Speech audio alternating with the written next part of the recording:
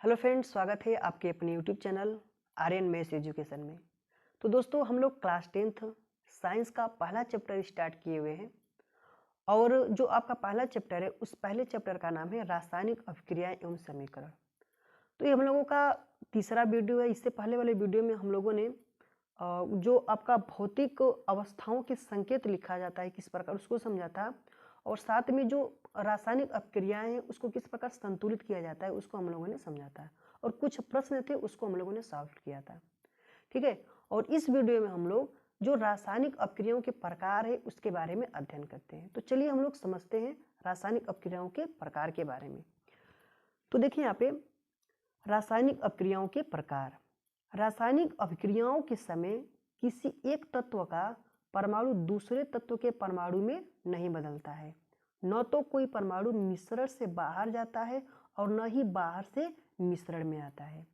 यानी कि कोई भी रासायनिक अभिक्रिया जब होती है तो उसमें जो भाग लेने वाले तत्व होते हैं उसका दूसरे तत्व के परमाणु में कभी भी बदलाव नहीं होता है, और जो न तो कोई परमाणु मिश्रण से बाहर जाता है, यानी कि जो मिश्रण बनता है अभिक्रिया के दौरान, तो ऐसा नहीं है कि वह जो परमाणु होगा मिश्रण से बाहर चला जाएगा, और न ही कोई बाहर से मिश्रण में आता है।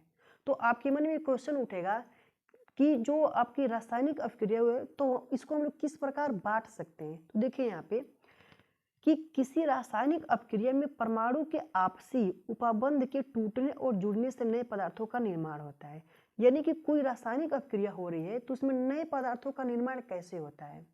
जब कोई तत्व किसी दूसरे तत्व के परमाणु में भाग नहीं ले रहा है, और साथ में कोई परमाणु मिश्रण से बाहर में नहीं जा रहा है, और न ही कोई बाहर से मिश्रण में आ रहा है, तो हमारे मन में क्वेश्चन उठ रहा है कि कैसे एक रासायनिक अपक्रिया करके एक नए पदार्थों का निर्माण होता है। तो देखिए यहाँ पे कोई भी रासायनिक अपक्रिया होती है तो जो उसके परमाणु होते हैं उसके आपसी उपाबंध के टूटने और जुड़ने से नए पदार्थों का निर्माण होता है। ठीक है। तो चलिए आगे हम लोग समझते हैं। अब हम लोग समझेंगे कि संयोजन अपक्रिया क्या होती है। संयोजन अपक्रिया एक उदाहरण के माध्यम से हम लोग संयोजन अपक्रिया के बारे में जानने का प्रयास करेंगे। तो यहाँ पे सबसे पहले क्रियाकलाप 1.4 है जिसको आपको अच्छे से पढ़ना है, और उसके बाद जो आपका उदाहरण दिया हुआ है उस उदाहरण के माध्यम से हम आपको संयोजन अपक्रिया के बारे में बताने का प्रयास करेंगे। तो चलिए सबसे पहले हम लोग उस उदाहरण को पढ़ते हैं। देखिए यहाँ पे कैल्शियम ऑक्साइड जल के साथ तीव्रता से अपक्रिया करके बुझे हुए चूने यानी कि कैल्शियम हाइड्रोक्साइड का निर्माण करके अधिक मात्रा में ऊष्मा उत्पन्न करता है। यानी कि जो कैल्शियम ऑक्साइड होता है जिसको हम लोग बिना बुझा चूना कहते हैं, जब वो जल के साथ तीव्रता से अपक्रिया करता है तब वह बुझे हुए चूने का निर्माण करता है, अर्थात कैल्शियम हाइड्रोक्साइड का निर्माण करता है। तो इसको हम लोग समझ सकते हैं, जब कैल्शियम हाइड्रोक्साइड का निर्माण करता है तो बहुत अधिक मात्रा में ऊष्मा उत्पन्न होती है। तो यहाँ पे एक अपक्रिया के माध्यम से हम लोग समझेंगे। देखिए यहाँ पे कैल्शियम ऑक्साइड है जो कि सॉलिड होता है जिसको हम लोग बिना बुझा चूना कहते हैं, और साथ में जो आपका H2 है जो कि लिक्विड के रूप में है, जब यह अपक्रिया करता है तब CaOH का होल 2 एक्वाइस के रूप में यानी कि जल के में घुला हुआ है और ऊष्मा निकल रही है, यानी कि बुझा हुआ चूना जो कि बन रहा है। ठीक है। देखिए इसको हम लोग कैसे समझ सकते हैं कि ये संयोजन अपक्रिया कैसे हुई। कि देखिए यहाँ पे इस अपक्रिया में कैल्शियम ऑक्साइड तथा जल मिलकर एकल उत्पाद कैल्शियम हाइड्रोक्साइड बनाते हैं। ठीक है। यानी कि जो आपका कैल्शियम ऑक्साइड है जल से मिलकर के एकल उत्पाद का निर्माण कर रहा है, और संयोजन का मतलब क्या होता है कि जो जुड़ा हुआ होता है। तो इस प्रकार हम लोग कह सकते हैं कि ऐसी अपक्रिया जिसमें दो या दो से अधिक अभिकारक मिलकर के एकल उत्पाद का निर्माण करते हैं उसे संयोजन अपक्रिया कहते हैं। तो संयोजन अपक्रिया किसे कहते हैं कि जब कोई भी अपक्रिया जो दो या दो से अधिक अभिकारक मिलकर के एक एकल उत्पाद का निर्माण करते हैं तो उसको हम लोग संयोजन अपक्रिया कहते हैं। जैसे कि यहाँ पे देखिए कैल्शियम ऑक्साइड और जल जो कि अभिकारक होते हैं, इनसे मिलकर के एक एकल उत्पाद बुझा हुआ चूना बन रहा है। तो इस प्रकार हम लोगों ने समझा कि जो संयोजन अपक्रिया होती है उसमें दो या दो से अधिक अभिकारक भाग लेकर के एक एकल उत्पाद का निर्माण करते हैं। ठीक है। तो ये था हम लोगों का एक उदाहरण। अब कुछ और उदाहरण को हम लोग समझते हैं। चलिए दोस्तों हम लोग समझते हैं। आइए संयोजन अपक्रिया के कुछ और उदाहरणों पर चर्चा करें। अब देखिए कोयले का दहन, पहला नंबर पे कोयले का दहन। तो यहाँ पे देखिए कार्बन प्लस ऑक्सीजन जो कि एक अभिकारक हैं, दोनों मिलकर के एकल उत्पाद कार्बन डाइऑक्साइड का निर्माण कर रहे हैं। अब देखिए दूसरा नंबर पे हाइड्रोजन जो कि गैस के रूप में है तथा ऑक्सीजन भी गैस के रूप में है, से जल का निर्माण होता है। तो 2H2 प्लस O2 और 2H2O का निर्माण हो रहा है, यानी कि दो अभिकारक मिलकर के एकल उत्पाद का निर्माण कर रहे हैं। तो इस प्रकार हम लोग संयोजन अपक्रिया को परिभाषित कर सकते हैं कि जब दो या दो से अधिक पदार्थ तत्व या यौगिक, यानी कि वह पदार्थ आपका तत्व भी हो सकता है और यौगिक भी हो सकता है, संयोग करके एकल उत्पाद का निर्माण करते हैं, ऐसी अभिक्रिया को संयोजन अपक्रिया कहते हैं। तो चलिए दोस्तों हम लोग समझते हैं ऊष्माक्षेपी रासायनिक अपक्रिया क्या होती है। जिन अपक्रियाओं में उत्पाद के निर्माण के साथ साथ ऊष्मा भी उत्पन्न होती है, उन्हें ऊष्माक्षेपी रासायनिक अपक्रिया कहते हैं। तो कोई भी आपकी अपक्रिया हो रही है, तो जब उत्पाद का निर्माण हो रहा है उसके साथ साथ जब ऊष्मा का भी उत्पन्न होता है, तो उसको हम लोग ऊष्माक्षेपी रासायनिक अपक्रिया कहते हैं। ठीक है, जिसे उदाहरण के माध्यम से हम लोग समझेंगे। यहाँ पे आपका CaO प्लस H2O जब ये अपक्रिया करती है तब CaO का होल ट्वाइस प्लस ऊष्मा का उत्पन्न हो रहा है। तो इस प्रकार हम लोग कहेंगे कि जिन अपक्रियाओं में उत्पाद के निर्माण के साथ साथ ऊष्मा भी उत्पन्न होती है, उन्हें ऊष्माक्षेपी रासायनिक अपक्रिया कहते हैं। तो हम लोगों का ये पहला उदाहरण था। जो दूसरा उदाहरण है उसको समझ लेते हैं कि कहाँ कहाँ हमारे साथ ऊष्माक्षेपी रासायनिक अपक्रियाएं होती हैं। तो चलिए यहाँ पे प्राकृतिक गैस का दहन, जब CH4 प्लस 2O2 अपक्रिया करती है तो CO2 प्लस 2H2O प्लस ऊर्जा का निर्माण होता है। ठीक है, चलिए जो आपका तीसरा पॉइंट है ऊष्माक्षेपी उदाहरण का, कि जब C6H12O6 प्लस 6O2 अपक्रिया करती है तो 6CO2 प्लस 6H2O प्लस ऊर्जा आपका निकल रहा है। ठीक है, तो इस प्रकार हम लोगों ने ऊष्माक्षेपी रासायनिक अपक्रिया का कुछ उदाहरण के बारे में समझा। तो चलिए कुछ और उदाहरण के बारे में हम समझते हैं। देखिए यहाँ पे साग सब्जियों का विघटित होकर के कंपोस्ट बनना भी ऊष्माक्षेपी अपक्रिया का उदाहरण है। जब साग सब्जियां या फिर वनस्पति द्रव्य का विघटन होता है तब कंपोस्ट बनाए, यानी कि जो जैविक खाद होती है उसका निर्माण होता है, तो उसको भी हम लोग कह देंगे कि एक ऊष्माक्षेपी अपक्रिया का उदाहरण है। अब चलिए हम लोग जो दूसरी अपक्रिया है उसके बारे में हम लोग समझते हैं। वियोजन अपक्रिया क्या होती है। वियोजन का मतलब होता है अलगाव। ठीक है, तो चलिए उसको हम लोग समझते हैं। देखिए आपका जो NCERT की बुक है उसमें क्रियाकलाप 1.5 है, उसके माध्यम से हम लोग वियोजन अपक्रिया क्या होती है उसको समझते हैं। ठीक है, तो सबसे पहले आपको क्या करना है कि जो आपका क्रियाकलाप 1.5 दिया हुआ है उसको अच्छे से पढ़ लेना है। तो चलिए हम लोग वियोजन अपक्रिया को समझते हैं। ऐसी अपक्रिया जिसमें एकल अभिकर्मक टूटकर छोटे छोटे उत्पाद प्रदान करते हैं उसे वियोजन अपक्रिया कहते हैं। जैसा कि हम लोगों ने पिछला अपक्रिया जो पढ़ा था संयोजन अपक्रिया, उसमें दो या दो से अधिक अभिकारक मिलकर के एक एकल उत्पाद का निर्माण करते थे। तो उस पर ठीक है, तो उसमें हम लोग संयोजन अपक्रिया का उदाहरण उसको हम लोगों ने समझा था। और देखिए आप, तो देखिए एक बार और समझते हैं इसको हम लोग। ऐसी अपक्रिया जिसमें एकल अभिकर्मक टूट करके छोटे छोटे उत्पाद प्रदान करते हैं उसे वियोजन अपक्रिया कहते हैं। देखिए यहाँ पे उदाहरण है 2FeSO4 जो कि सॉलिड के रूप में है, जो कि आपका एकल अपक्रिया है। ठीक है, जब इसको हम लोग ऊष्मा के साथ इसको अपक्रिया कराते हैं तो Fe2O3 सॉलिड के रूप में प्राप्त होगा, जिसको हम लोग फेरिक ऑक्साइड कहते हैं, प्लस SO4 जो कि गैस होगा, प्लस SO2 जो कि आपकी गैस होगा, प्लस SO3 जो कि आपका गैस होगा। यानी कि जो आपका, ठीक है, हम लोग देखिए उदाहरण को एक बार और अच्छे से समझते हैं। 2FeSO4 जो कि फेरस सल्फेट है, इसको हम लोग अभिकारक कहते हैं, जो कि आपका एकल है। ठीक है, यह देखिए कई भागों में टूट रहा है। Fe2O3 जिसको हम लोग फेरिक ऑक्साइड कहते हैं, सल्फर डाइऑक्साइड और सल्फर ट्राइऑक्साइड के रूप में टूट रहा है। ठीक है, चलिए आगे हम लोग कुछ पॉइंट है उसको समझ लेते हैं। अब देखिए यहाँ पे कैल्शियम कार्बोनेट का वियोजन, उष्मा देने पर कैल्शियम कार्बोनेट का कैल्शियम ऑक्साइड तथा कार्बन डाइऑक्साइड में वियोजित होना एक वियोजन अभिक्रिया है। उष्मा के द्वारा की गई वियोजन अभिक्रिया को ऊष्मीय वियोजन कहते हैं। ठीक है, तो जो वियोजन अभिक्रिया होती है उसके कुछ उदाहरण है, उसको हम लोग देख लेते हैं। देखिए यहाँ पर जैसा कि हम लोगों ने ऊपर पढ़ा कि कैल्शियम कार्बोनेट का वियोजन किस प्रकार हो रहा है। CaCO3 जिसको हम लोग चूना पत्थर कहते हैं, कैल्शियम कार्बोनेट है और उसको उष्मा देने पर वह बिना बुझा हुआ चूना यानी कि CaO जो कि सॉलिड के रूप में और कार्बन डाइऑक्साइड जो कि गैस के रूप में है उसका निर्माण होता है।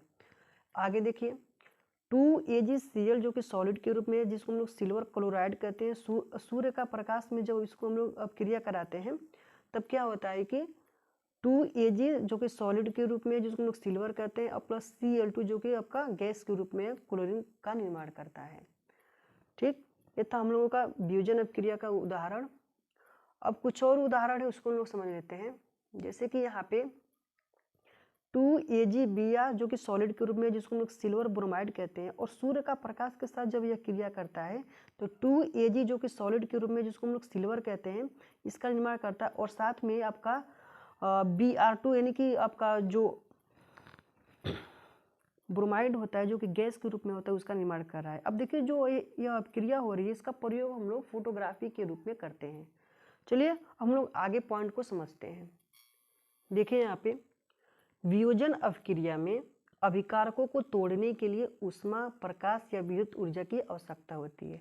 जैसा कि हम लोग जानते हैं कि जो वियोजन अपक्रिया होती है उसमें जो एकल पदार्थ जो एकल अभिकारक होता है उसको उसके तोड़ने से जो उत्पाद बनते हैं कई प्रकार के जो उत्पाद बनते हैं वो कई भागों में टूट जाते हैं।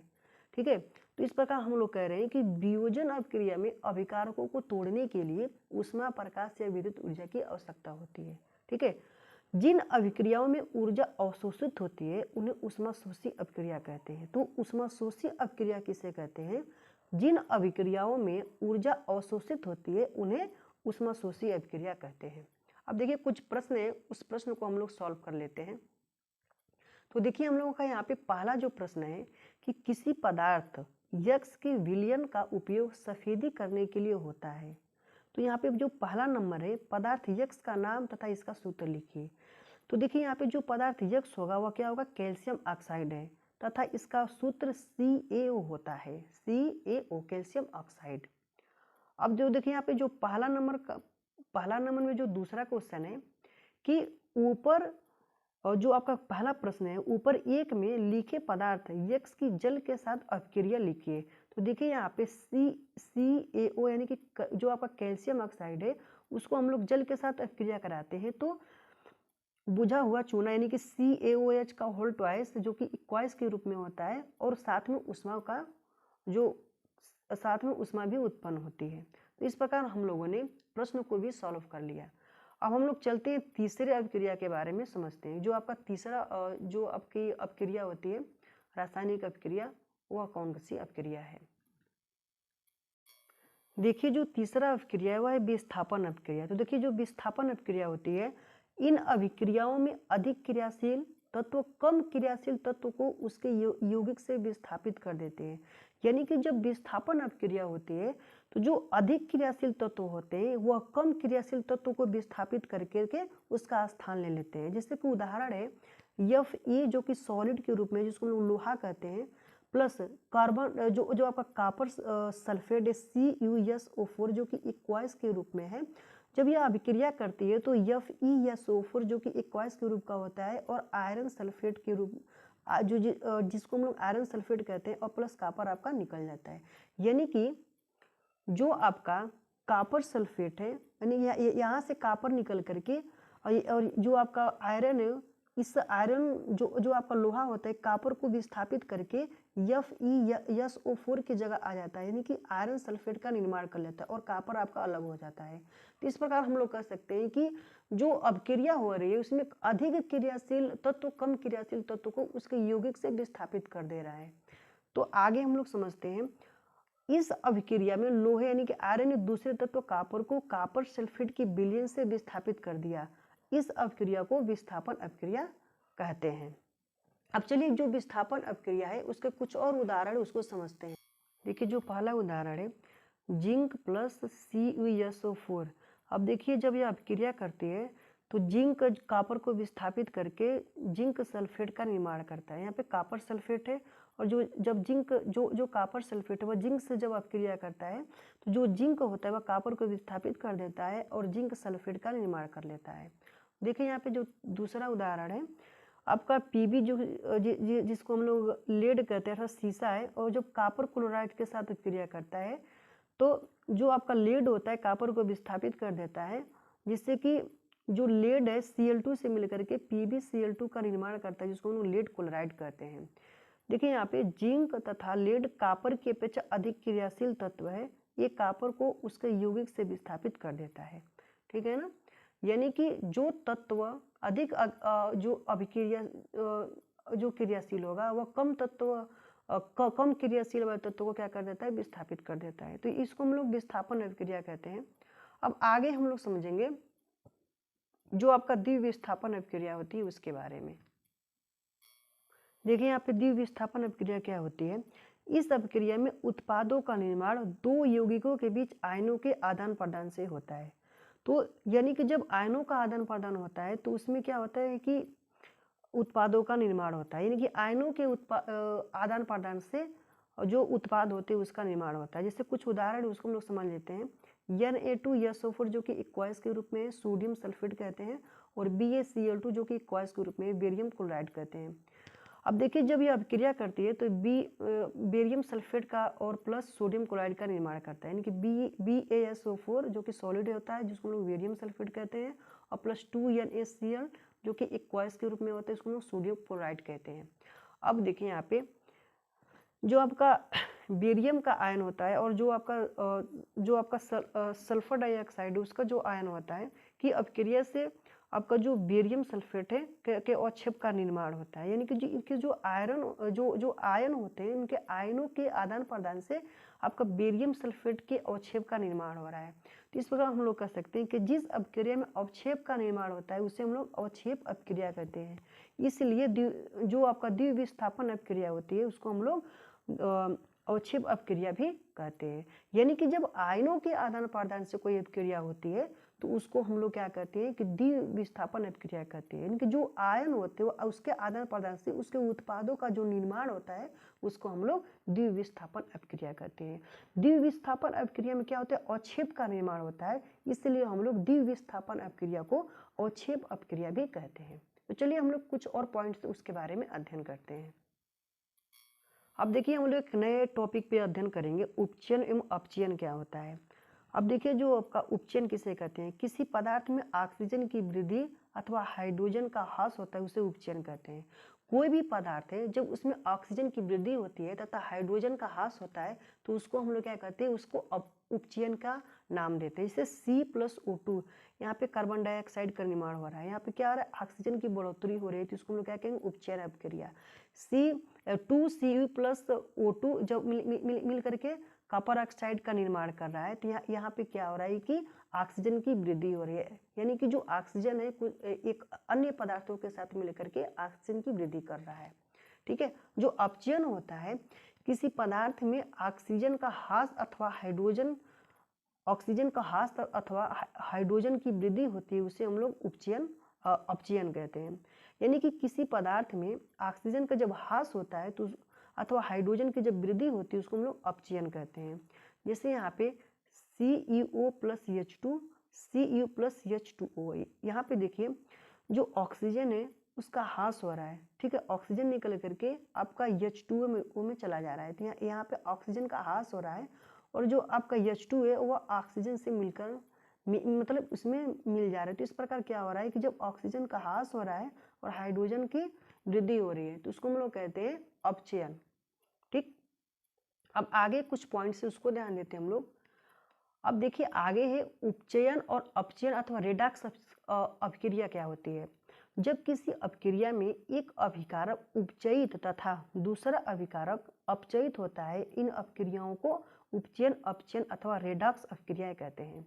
तो आपसे क्वेश्चन पूछ सकता है कि रेडॉक्स अभिक्रिया क्या होती है। जो उपचयन और अपचयन होता है उसको हम लोग रेडॉक्स अभिक्रिया कहते हैं।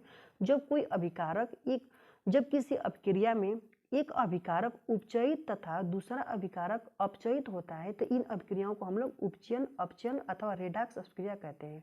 तो हम लोग जो आपका रेडॉक्स अपक्रिया है उसके कुछ उदाहरण उसको समझ लेते हैं।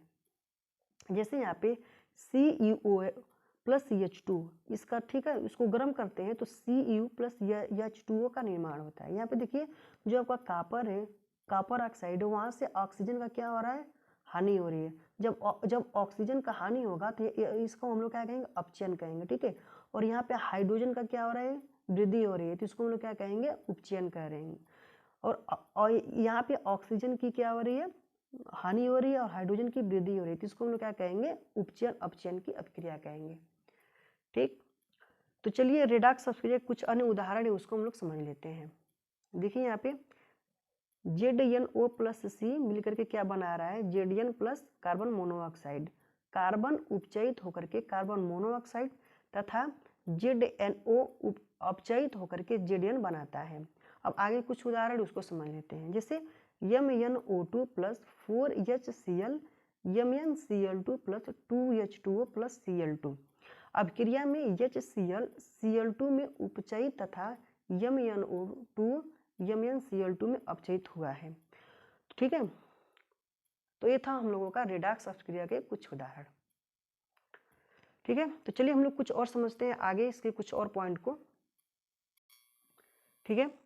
अब देखिए यहाँ पे दैनिक जीवन में उपचयन अभिक्रियाओं के प्रभाव, यानी कि हमारे दैनिक जीवन में उपचयन अभिक्रियाओं का क्या प्रभाव है उसके बारे में हम लोग जान लेते हैं। देखिए जो संक्षारण, संक्षारण क्या होता है, लोहे की बनी नई वस्तुएं चमकीली होती हैं लेकिन कुछ समय पश्चात उन पर लालिमा युक्त भूरे रंग की परत चढ़ जाती है। प्रायः इस प्रक्रिया को लोहे पर जंग लगना कहते हैं। तो जो लोहे पर जंग लगना होता है वह संक्षारण का उदाहरण होता है। जब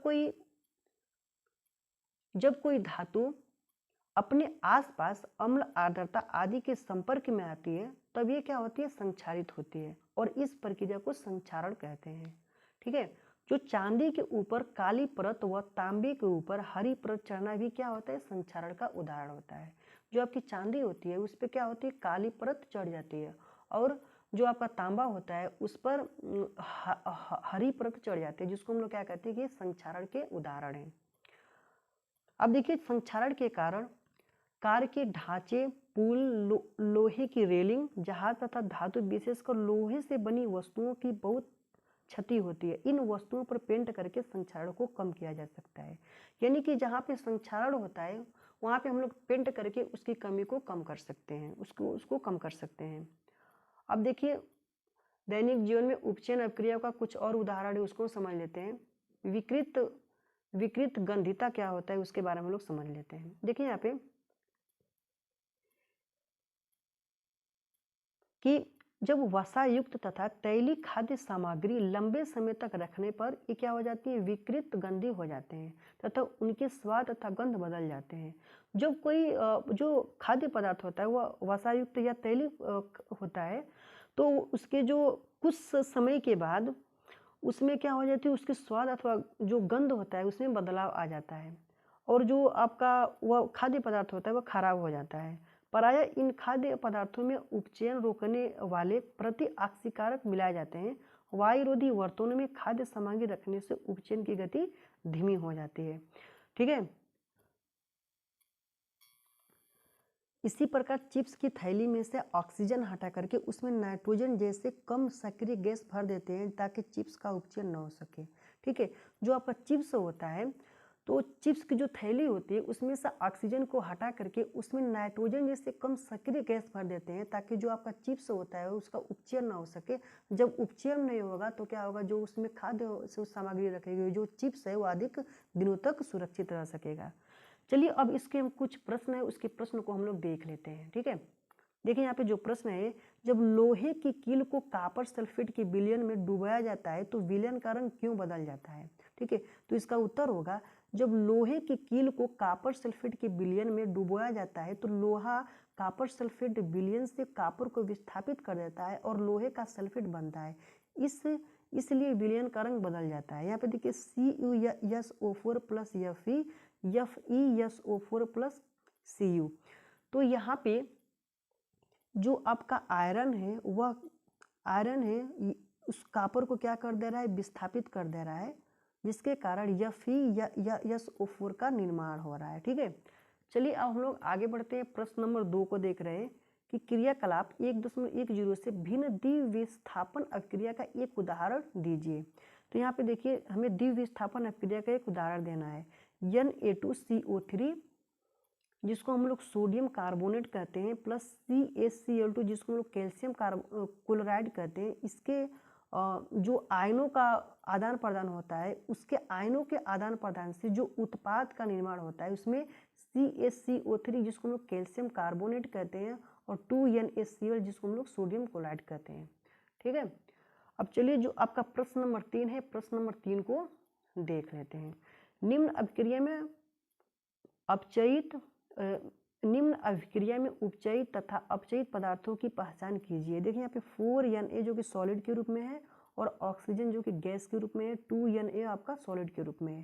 देखिए सोडियम का क्या हो रहा है, उपचयन हो रहा है क्योंकि इससे ऑक्सीजन प्राप्त होती है, और ऑक्सीजन अपचयित हो रहा है। तो जहाँ पे ऑक्सीजन की हानि होगी वहाँ पे क्या होगा, अपचयित होगा, और जहाँ पे ऑक्सीजन की वृद्धि होगी वहाँ पे क्या होगा, उपचयन होगा। तो इस प्रकार हम लोगों ने आज की इस वीडियो में इतने पॉइंट को समझा जो रासायनिक अपक्रियाएं होती है, जो रासायनिक अपक्रिया होती है उसके बारे में समझा, वो कितनी प्रकार की होती हैं। ठीक है, तो आपको वीडियो कैसा लगा? तो वीडियो अच्छा लगा तो वीडियो को लाइक कीजिए, शेयर कीजिए, और जो भी डाउट हो तो उसको कमेंट में आप लोग जरूर पिन कीजिए। ठीक है, मिलते हैं नेक्स्ट वीडियो में। ठीक है, धन्यवाद दोस्तों।